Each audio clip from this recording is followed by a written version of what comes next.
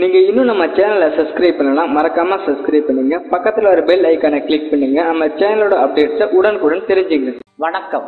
வாழிய நலம் வாழ்த்துக்களுடன் உங்கள் அன்பு நண்பன் ஸ்ரீகிருஷ்ணன் பேசுகிறேன். ஒரு புதிய தலைப்பு, குரு பெயர்ச்சியும் சில கேள்விகளும் அல்லது சனி பெயர்ச்சியும் சில கேள்விகளும். இதுதான் இன்றைய தலைப்பு.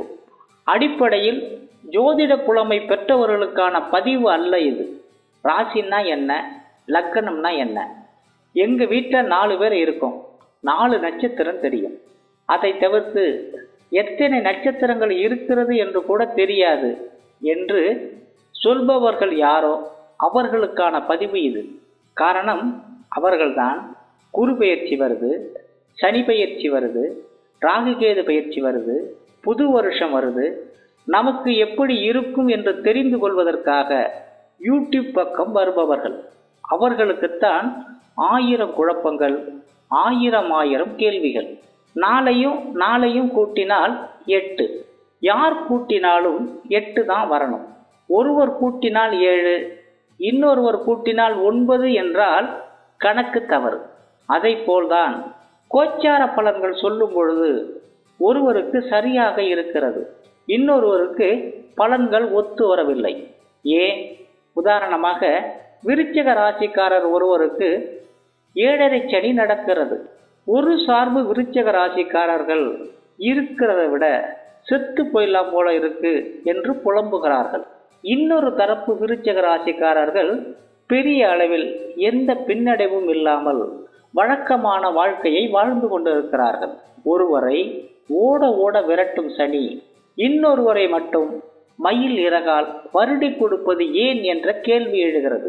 ஜோதிடர்களும் சனி என்னவெல்லாம் செய்வார், எப்படியெல்லாம் துன்பங்களையும் துயரங்களையும் தொடர்கதையாக மாற்றுவார் என பட்டியலிட்டு பலன்களை சொல்லும் பொழுது ஒரு சாரார் ஏற்றுக்கொள்கிறார்கள், இன்னொரு சாரார் என்னமோ போங்க, பேப்பரை படித்தா, டிவியை திருப்பினால், யூடியூப் பக்கம் போனால் என்னத்தையோ சொல்கிறாங்க, எவன் சொல்கிறதும் சரியா இல்லை என்று கேலி செய்யும் துணியில் பேசுகிறார்கள்.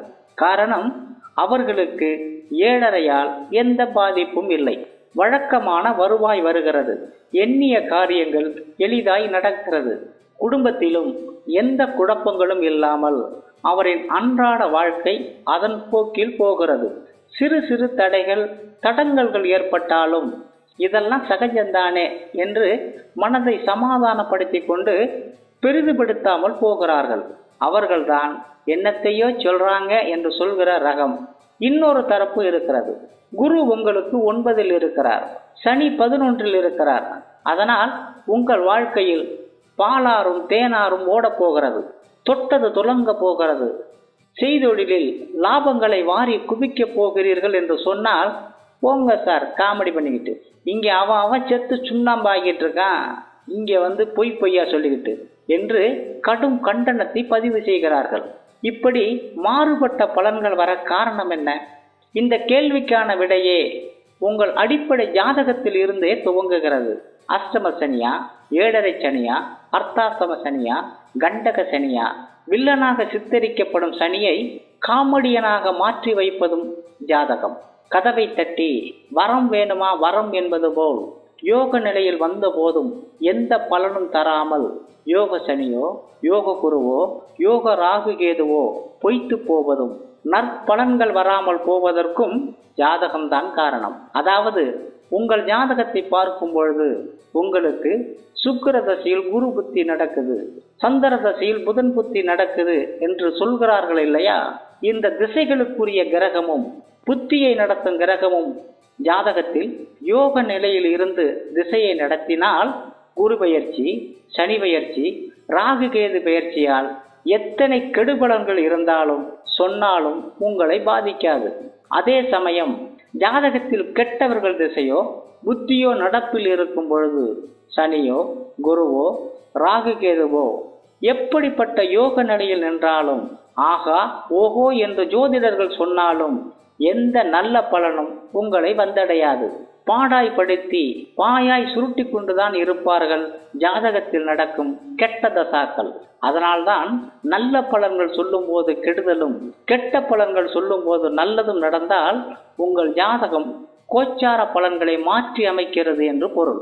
கோச்சாரத்தில் குரு பெயர்ச்சி, சனி பெயர்ச்சி, ராகு கேது பெயர்ச்சி காலங்கள் சரியில்லாத பொழுது உங்கள் ஜாதகத்தில் கெட்ட தசை நடந்தால் போச்சு, உங்களை உண்டு இல்லைன்னு ஆக்கிவிடும் கிரகங்கள். அதே சமயம் கோச்சாரத்தில் நல்ல நிலையில் சனி, குரு, ராகு கேது இருந்து ஜாதகத்திலும் யோக திசை நடப்பில் இருந்தால் வெற்றி மேல் வெற்றி கிட்டும், ராஜயோகத்தை அள்ளித்தரும். இதுதான் யதார்த்தம் என்று சொல்லி மீண்டும் ஒரு இனிய தலைப்பில் உங்களை நான் சந்திக்கிறேன். அதுவரை உங்களிடமிருந்து வணக்கம் கூறி விடைபெறுவது உங்கள் அன்பு நண்பன் ஸ்ரீகிருஷ்ணன்.